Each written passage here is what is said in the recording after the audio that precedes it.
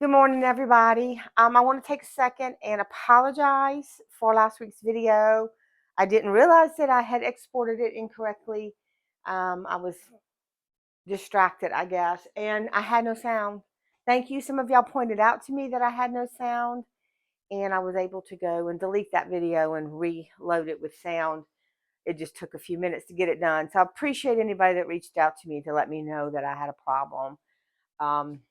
If you haven't seen it, and you want to go ahead and look at it. If you wanted to hear it with sound and you missed it, you can go back and rewatch it now.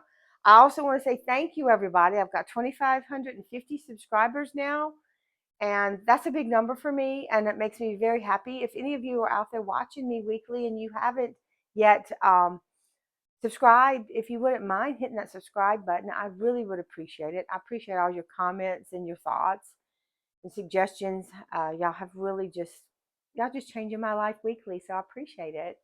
So let's talk about this week's quilt. It's going to be on point.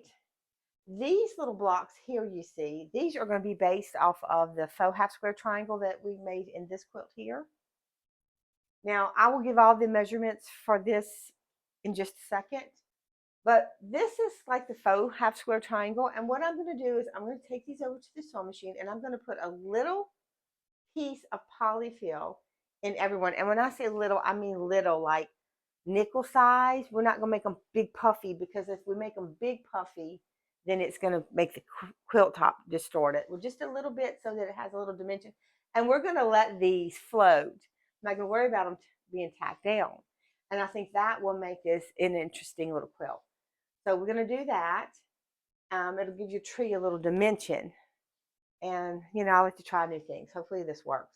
These will just be faux half square triangles here. I probably will go ahead and stitch them down so that they won't flop, these three here. And then I just added this up here for like a star. I thought that might be kind of neat.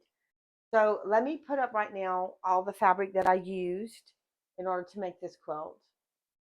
And then I'll meet y'all over at the sewing machine.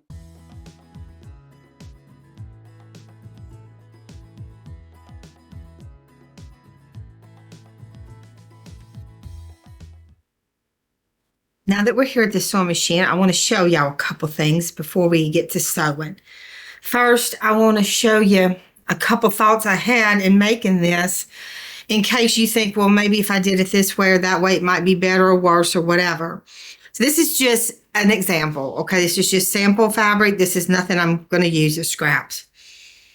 So my first thought was to stuff the little pouch, okay? But how was I going to stuff the pouch so it would get dimension? Stuff the pouch and sew the triangle down completely. And it does work. But if you notice, there's just like this little bit of wave in here. And I'm thinking by the time you multiply that across several blocks, it might cause an issue. Plus, I didn't really care for it to be sewed down here because I wanted it to have dimension. So that idea I nixed, okay? Now, my next thought was to do what I'm going to do. And that was to take a little bit of polyfill and put it in the pouch, and then sew the pouch to the background. And it's going to give me the dimension I'm looking for. I want it to have a little dimension, but I don't want it to be too much. And then I thought, well, maybe this is too much dimension. So my next thought was just use a piece of batting. This is just a piece of scrap batting I had. And I put it in there. And it does give it a little padding. But it doesn't, hold on, oh, there we go. It doesn't give it quite the dimension I was thinking about. So I thought all that out. And so I settled on putting the batting in the pouch, okay? Or the half square triangle, whatever you want to call it. So the next thing was, okay, if I'm going to do that, I don't want to have to sew and sew and sew. Although I did sew this one in, but still it's not sewn to the background. So my next thought was, okay, what am I going to do here? So let me show you what I came up with. So here's my half square triangle. Well, my square folded into a triangle. I'm just going to take a little bit of polyfill. And when I say little, I mean little. Like when you wad it up, it's just a little bit like a quarter, but kind of flat. If you pinched it all up, maybe the size of a pea or something, a bean. Nothing big, just a little bit, because you don't want too much of a filling. And I'm just going to put that in there. And I'm going to match up my tips. Okay. Then I'm going to look at my background and decide how I want this to be. This has a lot of branches, so I kind of want the branches to make sense. And so I'm going to turn this one a little bit sideways like this, okay? No, maybe this way. Yeah, this one. Okay. I'm going to match up my corner here. So my 3 corners come together. My 2 corners from my folded square and then my back square. And I'm going to put a pin right here. The next thing is not exact, and that's okay. Just something to hold it there to get you started. My next one is to fold this. And I did try pressing one. I didn't like it pressed flat because I lost all my dimension. So I'm going to pin this corner next. And then lastly, I'm going to fold and pin this corner. Okay. Now that's the pinning process. Now let's do one more together because I want you to be comfortable with that. All right, so I look at my little fabric. This one didn't have a lot of color, so I'll probably do it like this. I'm looking at my background. Now, you may not have to make these decisions. You may not want to make these decisions, and you don't have to. You can just do yours. However, I also feel like this would make an excellent scrap quilt. I really do. Okay, so I'm going to put this here like this. Fold this over. Match up my 3 corners or 3 points, whatever you want to call it. Well, I know I said it don't matter, but I don't want it completely askew. Okay, now we're going to turn it this way. Come down here. And we're going to put a pin in right here. And right here. Now, I would, if I was doing this and not filming it, I would do all this at the same time. And I would just chain piece all this. Okay, so there we go. That's 2. Now, just to let you know, you're going to need one that is a trunk with a tree pouch. And we're going to call them, let's call them tree pouches. A tree pouch. So 1 trunk with a tree pouch. You're going to need 8 backgrounds with a tree pouch. And you're going to need 18 Christmas tree background with a tree pouch on top. That's the count of these you're going to need. Once we get that done, let's come over here to our sewing machine. We're going to set our sewing machine up. I want it to be less than a 1/4 inch. Now my sewing machine's all set up for 1/4 inch when I turn it on. So what I did was I moved my needle position to the right from my center point is 3.5. I moved mine over to 6.0. When I did that, that gives me an 1/8 of an inch seam allowance using my 1/4 inch guides. I hope that's not confusing. So let's sew a couple of these together. So I'm just going to go ahead and unpin this. And I'm just going to make sure this tip is lined up. Now remember, we're just tacking this down. This isn't our seam line that's going to count as far as our construction of our block goes. And I'm just going to get it set down with the pressure foot holding it down, needle down. Now the next thing I'm going to do is I'm just going to give mine a little pull let's see if we can, hold on, let me see if I can get this camera to switch out a minute. When I give it, I'm not pulling it, I'm just taking it and straightening it out, okay? So when I say pull, I don't mean jerk it. I just mean straighten it out where all my seam lines lined up. I'll go ahead and remove that pin and remove the shoe from my foot because I can't sew with it. And we're just going to sew along here, just like that.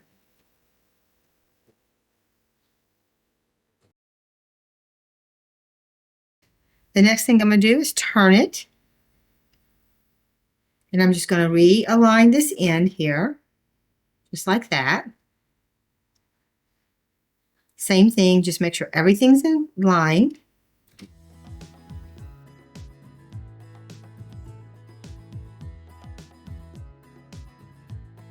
Now I cut my blocks, as I mentioned, 3.5 inches for a 3-inch finished block. You can do this with any size block. It doesn't have to be a 3.5-inch block. If you want a bigger quilt, cut bigger blocks. If you want a smaller quilt, cut smaller blocks. It would probably be great with a charm pack. Well, this is what I had fabric, so this is what I used.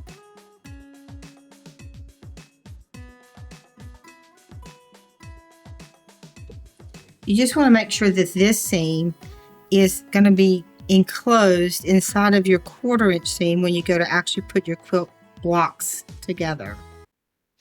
Okay, so here we go. We got our start of our little blocks.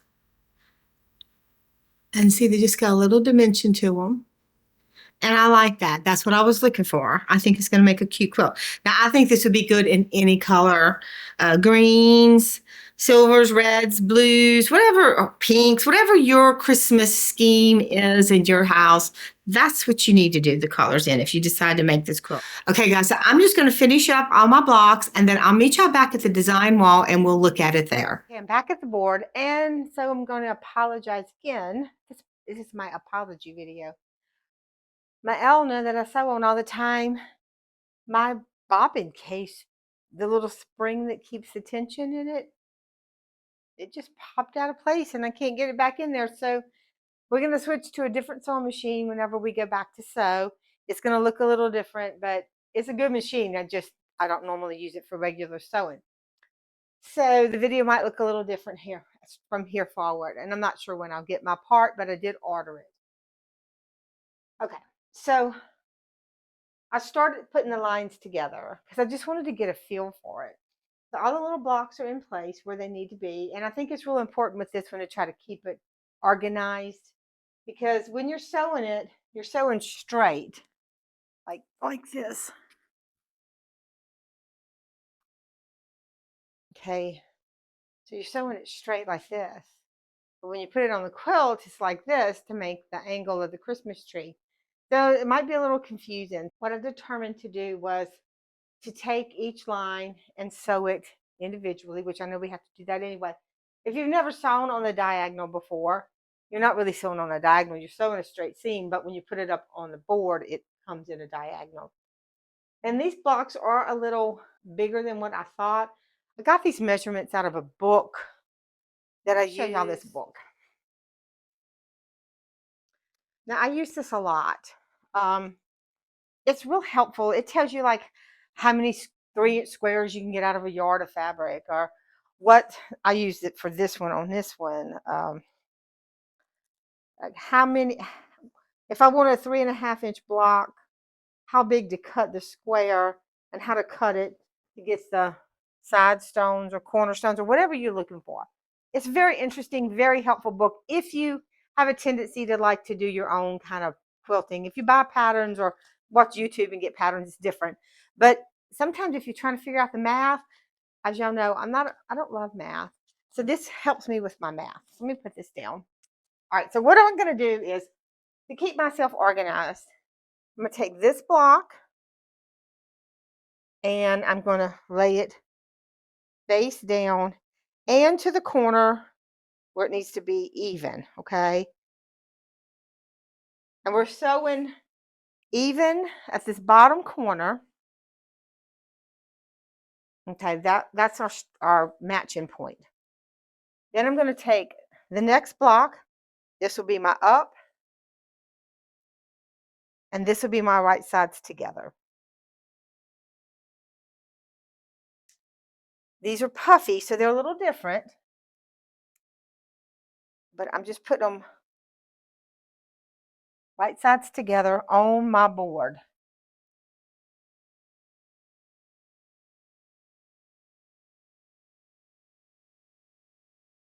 And then this one here,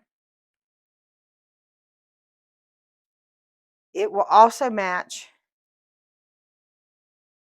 in this bottom corner when I sew it. Now, when I sew, I'm going to sew from this way forward. Oh, sorry. When I sew, I'm going to sew from this way forward, and then I'll just keep sewing them together. I'll try to be consistent in that. But if I get myself confused, I am going to get up and come back over here to this board, lay it all out, and make sure I'm on point, because that's what I need to be. So let's go take this to the sewing machine and let's sew this row together. Okay, so again, like everything else today, the row that I was showing y'all at the board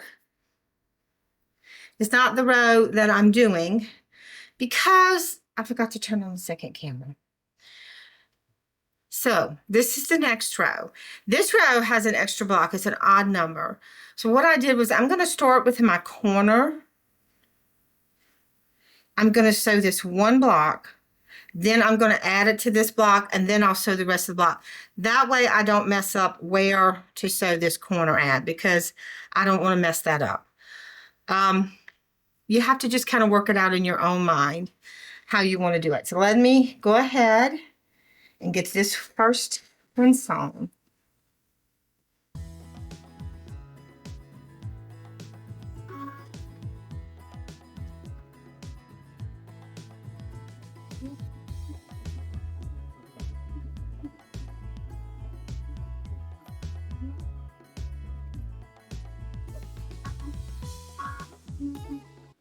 Now, normally I would have just left this block and added it at the end, but because I'm trying to stay straight with with on point blocks, I'm going to do it this way so I don't have a block sitting out there without a pair hooked to it.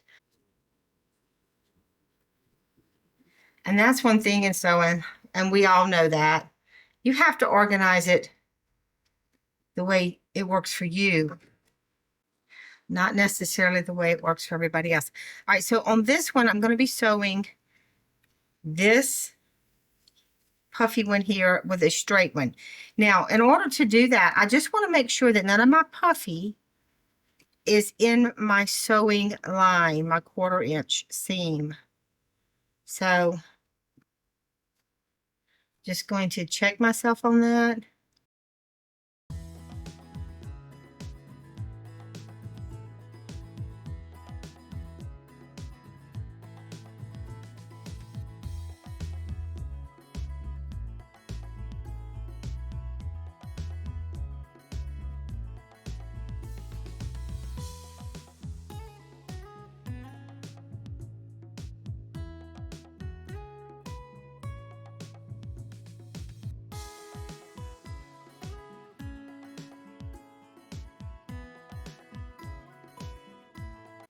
Now, normally I would flip this one over and sew from the back side from the corner, but I'm not going to do that because I'm trying to keep myself organized. And with things on point, I can just see me forgetting to flip it backwards, and then I'll be sewing something upside down, and then I'll be mad at myself.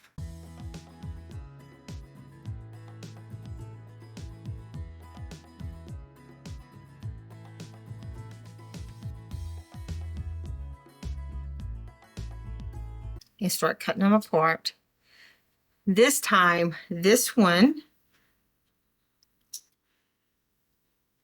and this one will sew together. So I'm just going to go ahead and put them like that.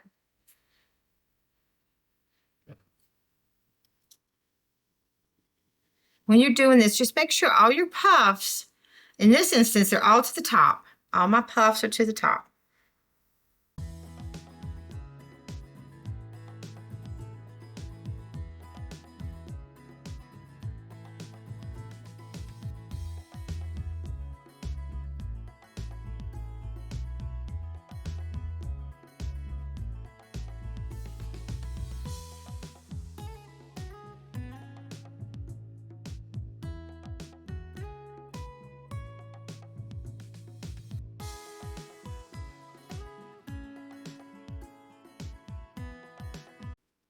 So we know this is the last one I sewed, and this was that middle one. Let me grab the first one. It fell off the back. Okay, so I'm going to just, all my puffs are to the top. Sew this together, and I'll add the last piece.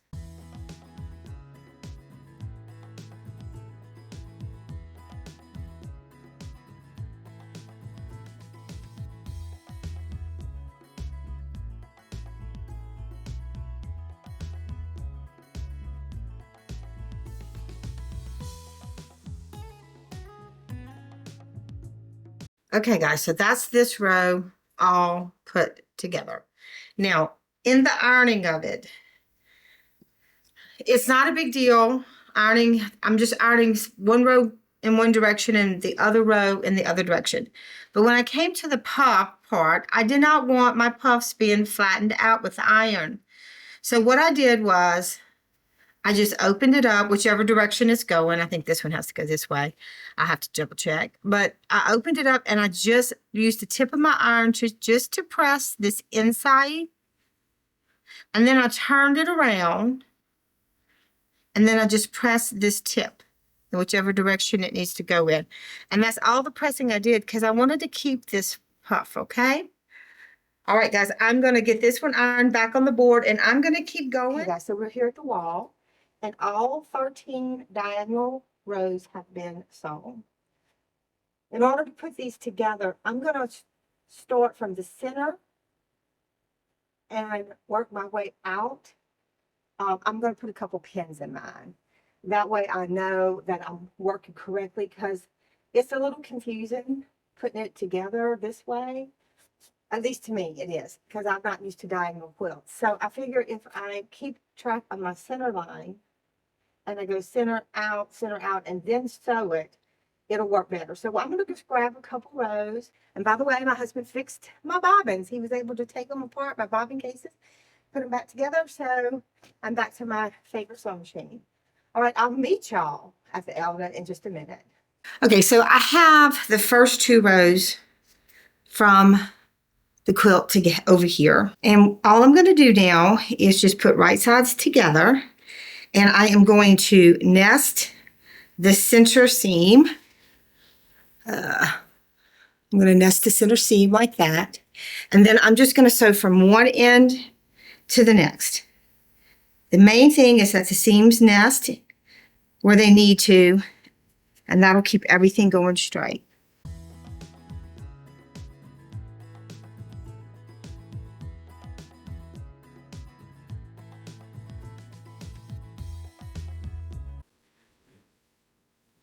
Okay, so perfect. There we go. All right, so at this point, it doesn't really matter which way we press. We can press out, we can press in, or we can press open. And I haven't decided what I'm going to do about that. Okay, so this one here, we want to make sure that we are matching the center seam.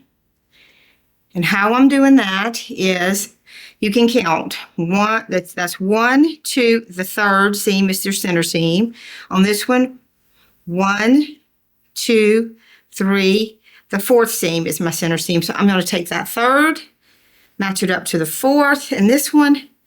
Now on this one, I'm probably going to put myself a pin right there in the middle, just so nothing slips or gets out of whack while I am preparing the other end. Okay, so that's just for placement purposes to me, because obviously on this end it's a little different looking every time, and if I feel like I need more points to be pinned, I will pin them.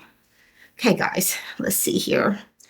I want to make sure I got this first one ready to be nested, just like that. This edge straight.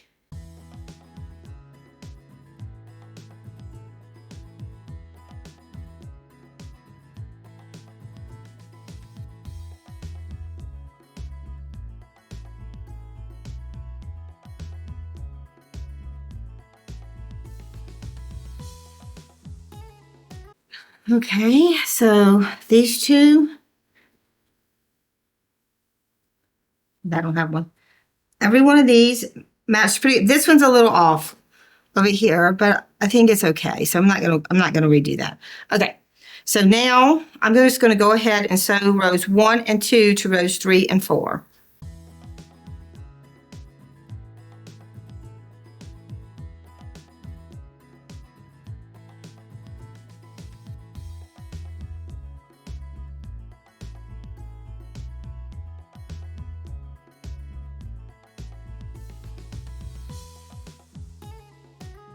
So 1, 2, 3, 4 all sewed together.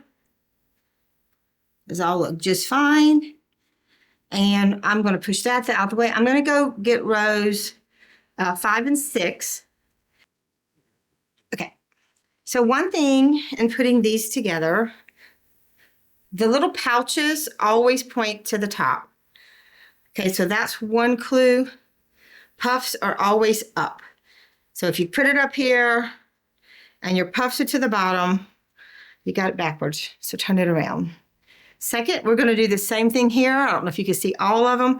So we're going to lay it out here. 1, 2, 3, 4, 5. So my center seam is here between this first puff, the first 2 puffs. Okay.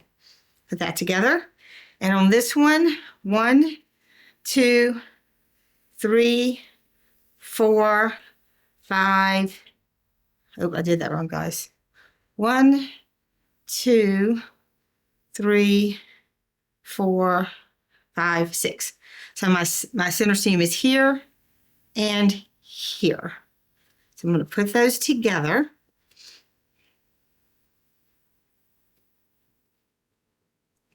And I'm going to make sure that they nest. And they do. And I am going to put myself a pin in here to hold this center seam, okay? Now, I'm going to go ahead and grab a pin and put it here at this first nest. I'd rather pin and not have to rip or be sad than to not pin and be very sad and have to rip. So I think, I'm not going to pin everyone, but I think I'll pin this one.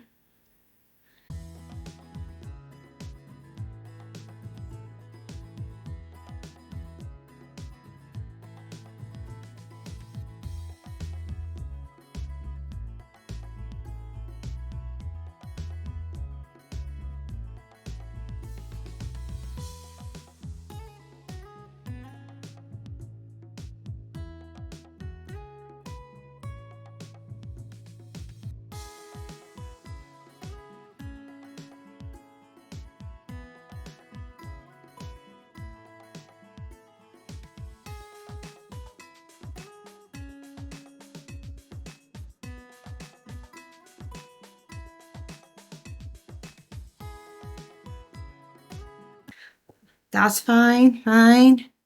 That one's good. That one's good. That one's good. That one's good. Good, good, and good. Now, as far as the points of the Christmas tree, some of them might be really right on, and some of them might be a little off. This one's right on. When that gets pressed flat, those are going to be perfect. When this gets pressed flat, this is not as much. I'm not going to worry about that. Now, I'm going to go get piece number 7, which would be our halfway strip on our quilt, and I'm going to sew it to this side first. This should be our corner here. So this is going to be the corner of the quilt. The top right corner, top left corner, okay? So we're not looking for the center point on this one to join it. We're looking for this corners to match. Now it won't be the bottom left corner will be this side, but the top right corner will be this side. And another way to tell is as I'm looking at it, the Christmas tree is starting to form. 1, 2, 3. These 2 have backgrounds for the bottom of their Christmas tree puff. So it goes together just like this. This will make a corner, but we're not looking for the center point here.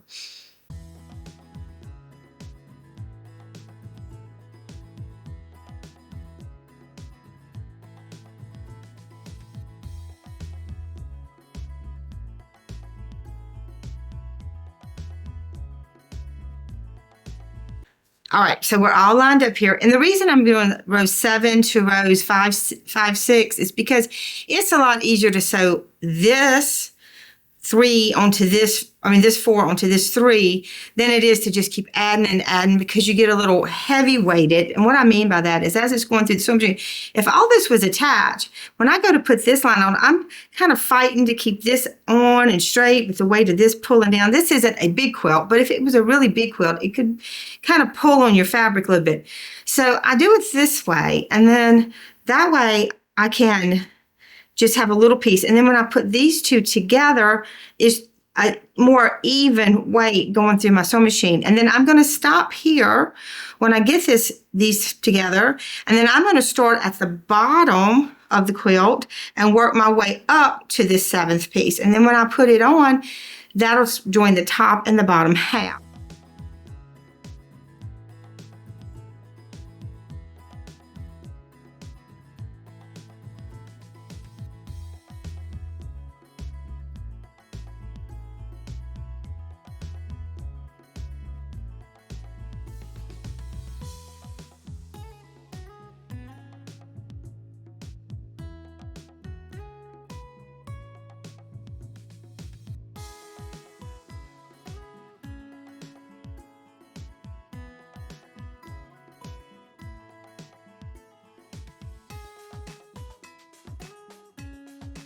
Let's have a little looky-loo. With these coming together, everything's looking really nice to me. Okay, so the next part, if you're going to sew this onto here, again, we are looking for the center seam.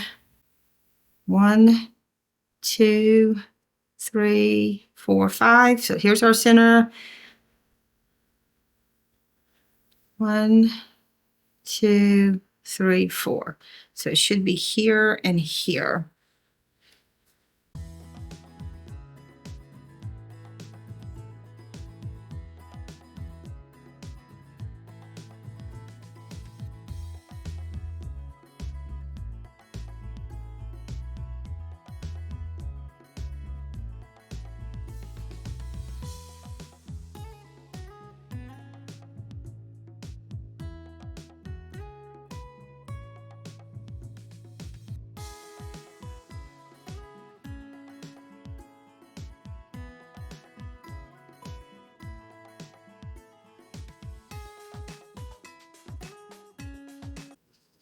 Okay, guys, that's the first corner. Some fuzzies there, got to get rid of. That corner's off a little bit, but all the other ones are looking good. And I'm going to be okay with that. Okay, so that is the first half of the quilt done. Now, let me see. That took me about a half hour. And I took my time, and I walked back and forth from the design wall and all that. And it took about a half hour to put half the quilt together. So I'm going to go ahead and do the other half. Well, guys, I have finished the quilt. It went together very easy. In trimming it, I just cut the dog ears off, the edges that were sticking out. There really was no fabric to trim off the background. I could have cut it down to a 1/4 inch. But to be honest, at the top, I didn't have an extra layer of blocks, and I just don't think I want it that tight up there. I've decided on this red metallic border. You probably can't see it from there, but it's got glittery magnolias in it. And that's what I'm going to use. I think it'll add a little pop. It'll pull some of this red out of the Christmas tree. I love if the puffs all are puffy. I think that looks cute. I think it would look cute if you had like some teardrop beads you could sew on the tips of each of these, but I don't have any. But I'm just thinking, you know, if you had something like that, or maybe string some garland, or just leave it like it is. So I'm going to go ahead and get these borders on. I'm not going to show sewing that because y'all know borders, straight seams, cut them off, straight seams, and that's it. Anyway, I'll see y'all back here when this is all finished and ready to look at, and we'll zoom in a little bit so you can see it better. So here's the quilt all pin basted. I cut the border, I ended up cutting it down to 2.5 inches. I had originally cut it at 3.5, and I just felt it was way too wide. It overpowered the quilt itself. I haven't decided what colors I'm going to quilt with or what exactly I'm going to quilt, how I'm going to do it. So I've decided to just end this video right here where you can see the quilt itself finished, the quilt top. About midweek next week, I will drop a short video in showing it completed so y'all can see exactly what I chose to do and see this one finished, because I know I don't always finish quilts, quilt tops, because, well, there's sometimes I make big ones in there and then it's just too much for me to handle under the sewing machine. I haven't really perfected that skill yet. So guys, if y'all have any questions about this quilt, just ask in the comments below, and I will answer them for you. I appreciate all your comments, your thumbs up, your likes, and your subscriptions. I'm just going to end the video here. So remember to always be yourself. Have a very blessed week. Until I see y'all again next week, please be safe. Bye.